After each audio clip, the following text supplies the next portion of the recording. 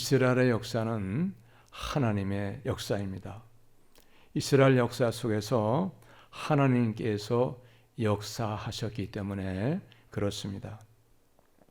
이스라엘 역사가 모든 것이 기록으로 남게 된 것도 그것도 우연이 아닙니다. 그것도 하나님의 역사예요.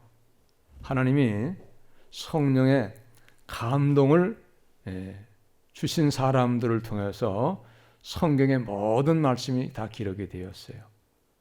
구약의 모세오경도 또 이스라엘의 역사서도, 시가서도, 지혜서도 또 신약의 제자들을 통해서 기록되게 하신 그 모든 복음의 말씀들도 다 하나님께 감동을 받은, 성령의 감동을 받은 사람들을 통해서 그것이 기록으로 남게 되었어요. 그래서 그것이 하나님의 말씀이 되었고 그것이 오늘날 우리에게 하나님의 말씀으로 되어진 성경으로 다 기록으로 남게 되어졌다. 그런 말씀이에요. 자, 그러면 왜 하나님께서 이스라엘의 역사 속에서 역사하셨는가?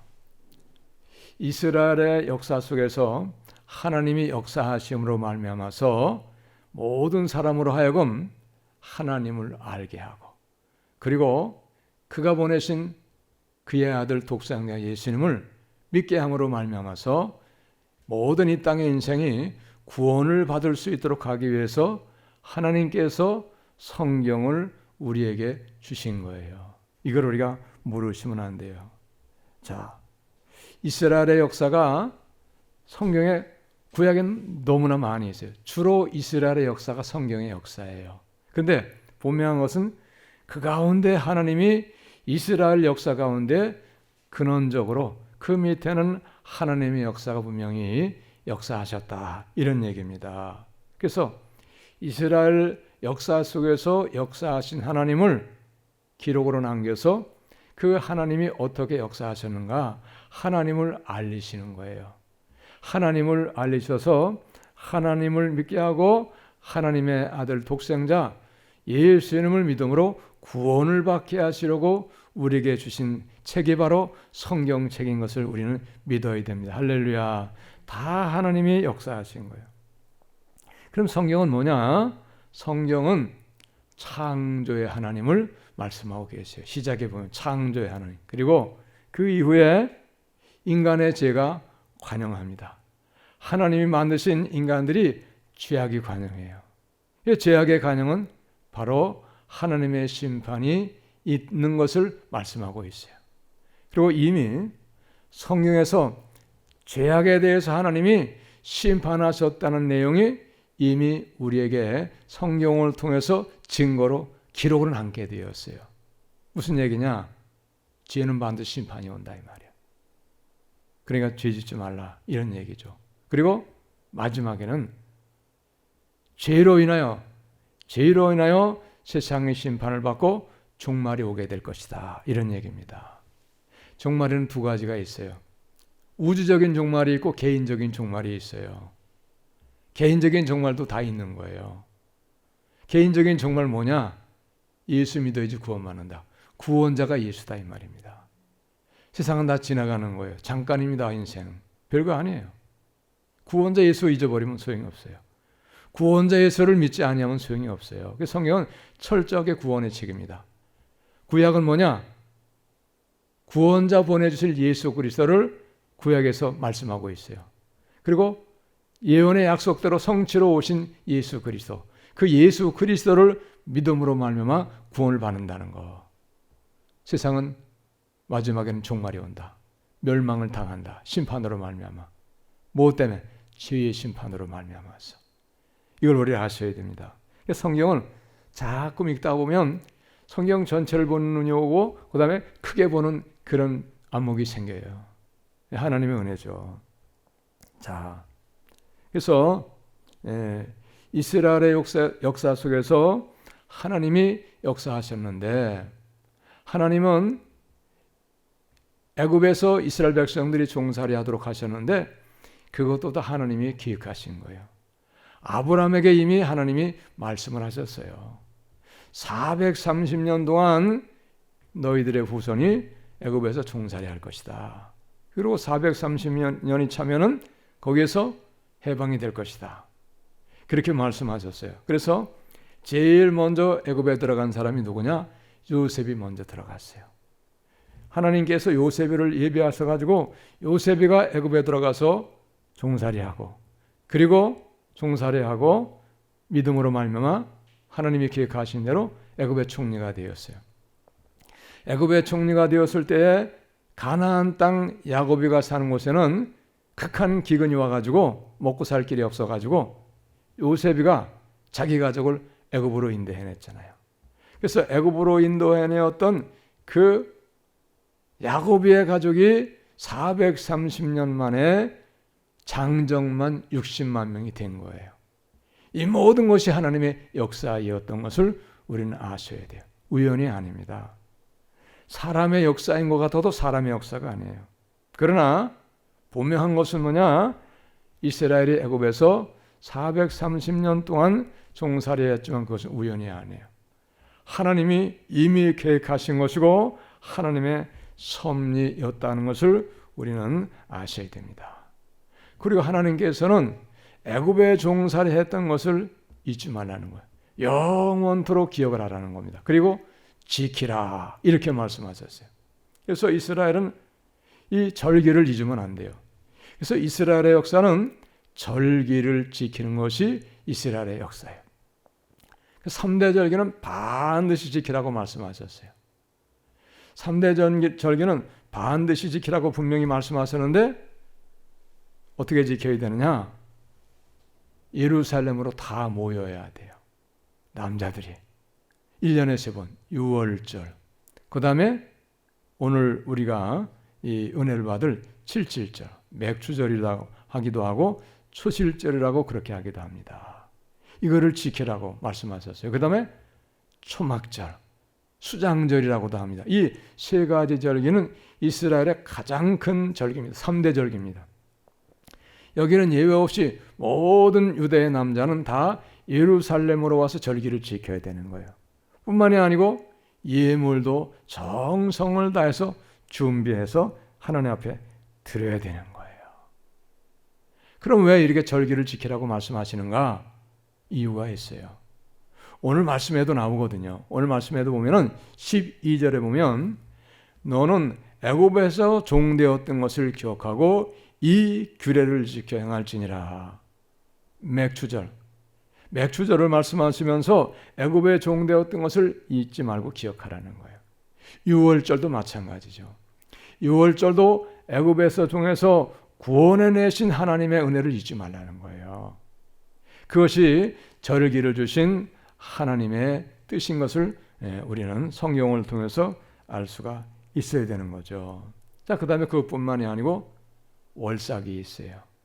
매월 첫째 날 시작이 하나님의 은혜로 한 달을 시작하면서 하나님 앞에 예배드리라는 거예요. 제물을 드리고 그 다음에 예배하라고 이렇게 말했어요.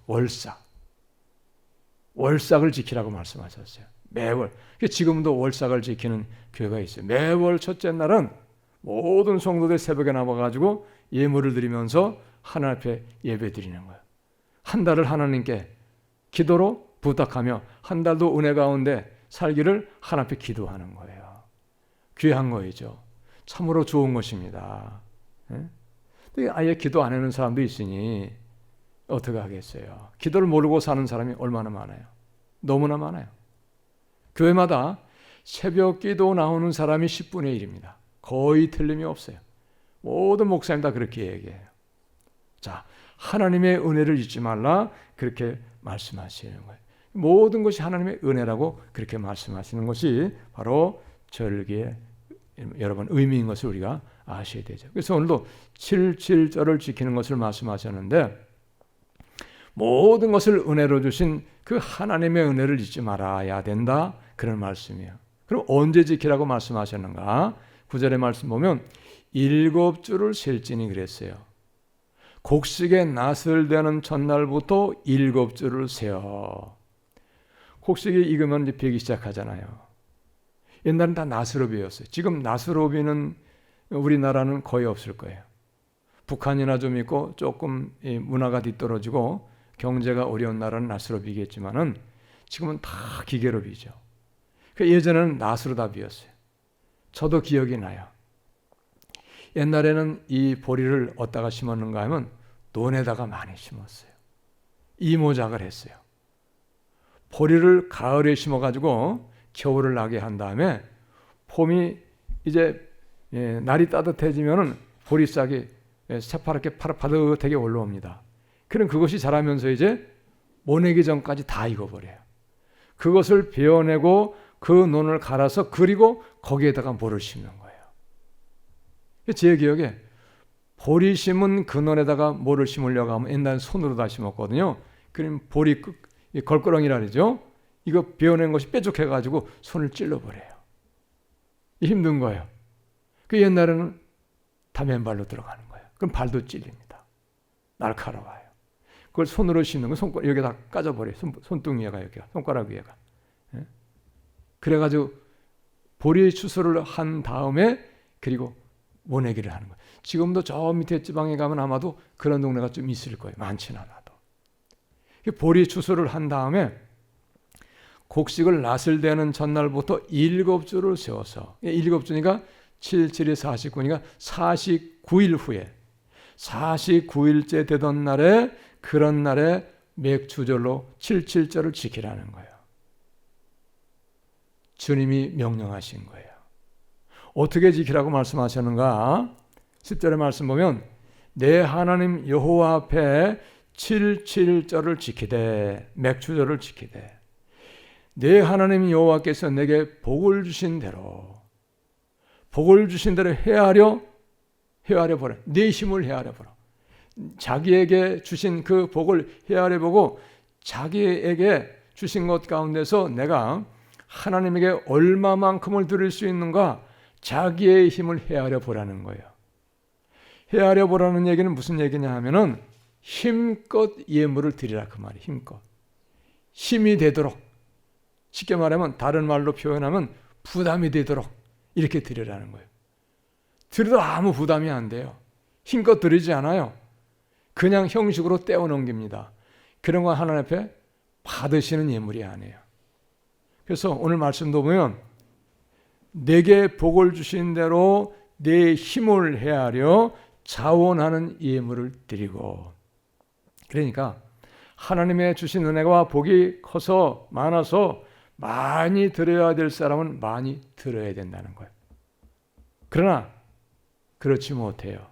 그렇지 못한 사람도 드리긴 드려야 되는데 자기의 힘껏 하나님이 주신 은혜를 헤아려 보아서 그래서 어떻게 드려야 되느냐? 자원하는 예물을 드려야 된다. 자원하는.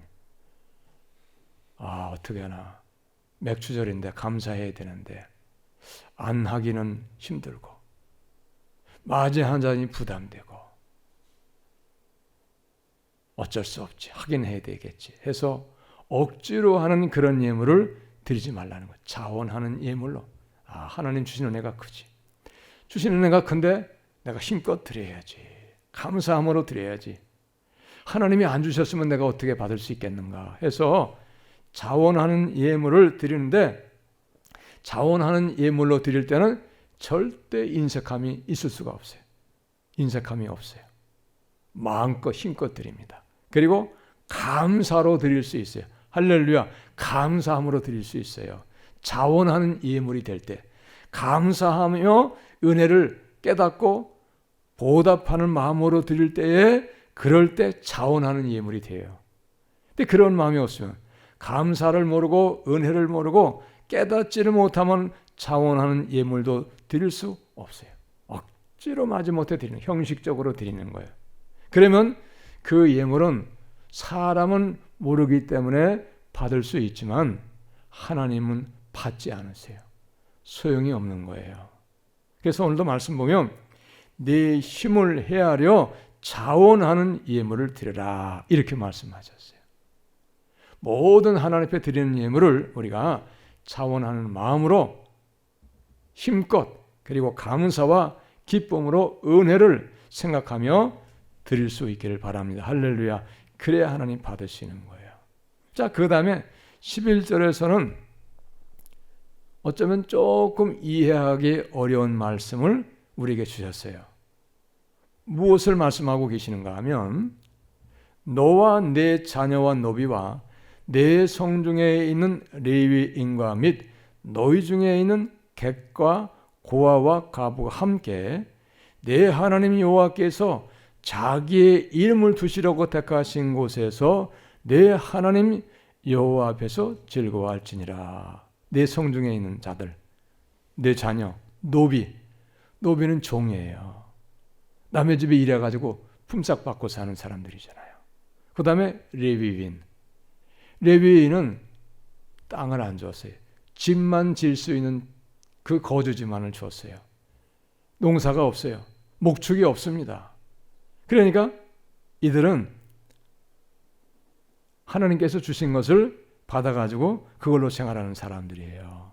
그래서 레위인과 및 그 다음에 객, 지나가는 나그네. 그 다음에 고아는 어떤 사람들이니까 부모가 없어요. 부모님이 일찍 돌아가신 거예요.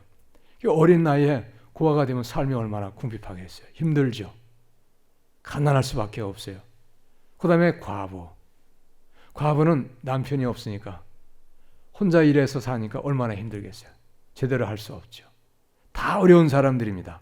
노비, 그 다음에 객, 고아, 과부.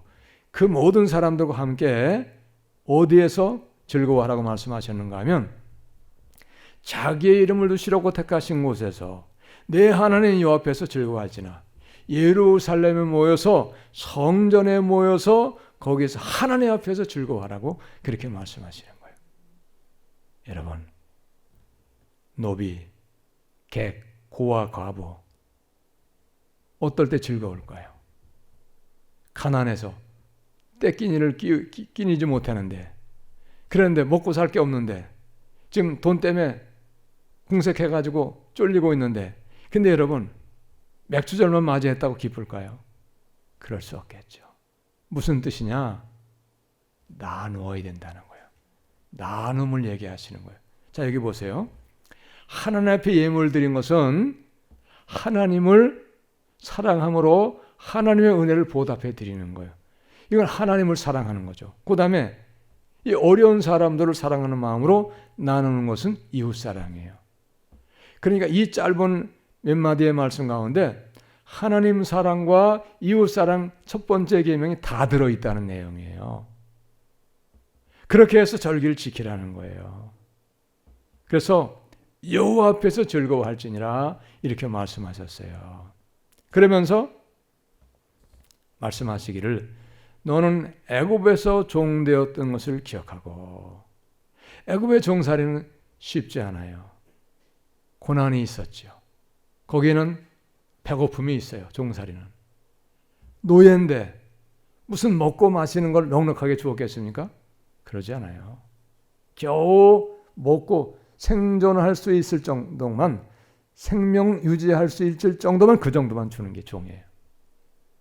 그 종살이에서 하나님이 애굽에 있는 이스라엘 백성들을 모세를 보내가지고 구원하셨잖아요. 잊지 말라는 거예요.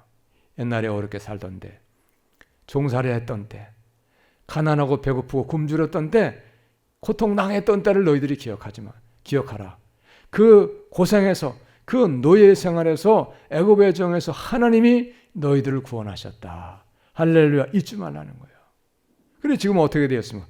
가나안에 와가지고 지금 하나님이 예비하신 기름지고 이 좋은 땅에 와가지고 농사지어서 지금 풍성한 삶을 살아가는 거예요. 모든 것이 하나님의 은혜이다입니다. 그렇기 때문에 하나님의 은혜를 잊어서는 안 된다는 거예요. 할렐루야. 여러분, 하나님의 은혜를 잊지 말라는 거예요. 모든 절기가 하나님의 은혜를 잊지 말라는 것이, 그것이 절기를 주신 하나님의 뜻이에요. 하나님이 없으셔서 그거 받으시려고, 그래서 그거를 뺏어가시려고 우리에게 절기 지키면서 예물 달라고 하는 게 아니에요. 오해하면 안 돼요, 여러분. 하나님의 은혜를 잊지 말라는 거예요. 여러분, 우리가 수고해요. 땀 흘립니다. 일해요. 노력해요. 그러나 근본적인 것이 하나님의 은혜가 없이는 아무리 노력하고 아무리 수고하고 땀을 흘리고 애를 써도요, 거둘 거 없어요. 남는 게 없어요. 여러분 믿으시기 바랍니다.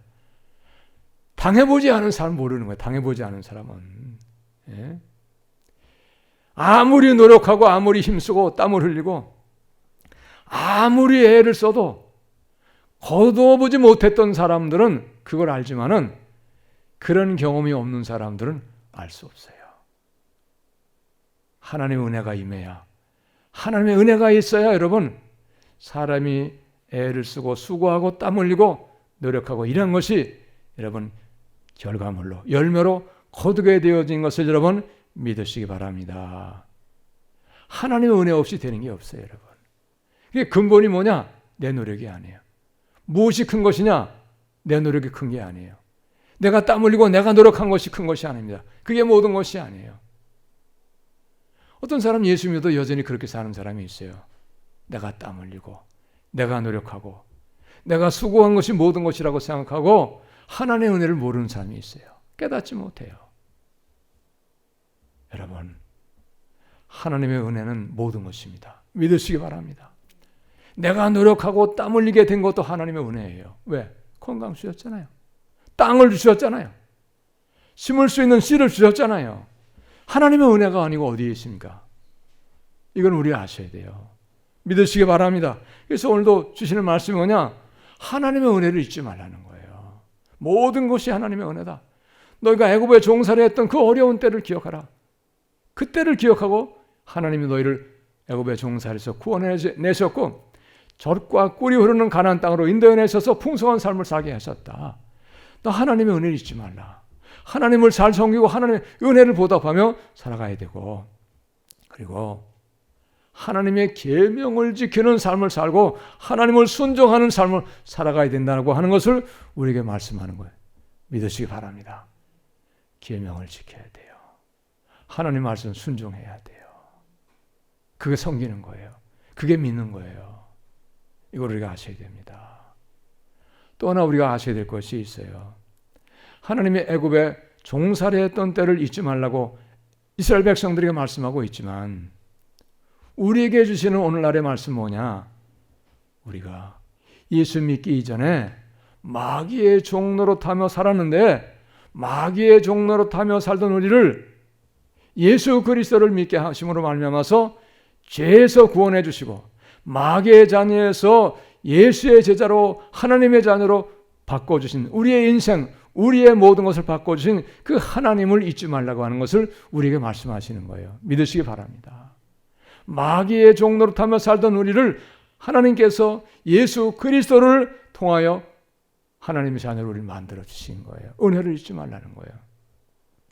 여러분, 우리가 세상에 살기 때문에 세상 것이 귀하다고 많은 사람이 예수 믿으나 세상 것에 매달립니다.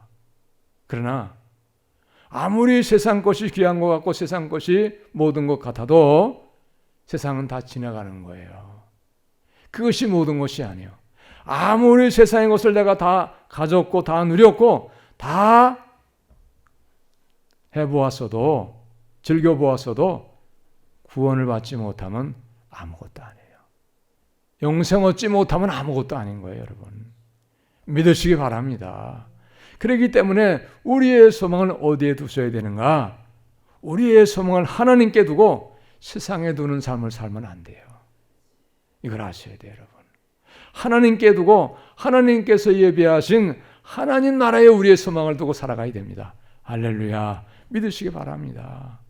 그러나 안타깝게도 예수 믿는 사람 가운데 너무나 많은 사람들이 하나님께 소망을 안 두고 세상에 소망을 두고 세상에 집착하는 거예요. 증거가 뭡니까? 세상에 소망을 두고 세상에 집착하는 것이 뭡니까?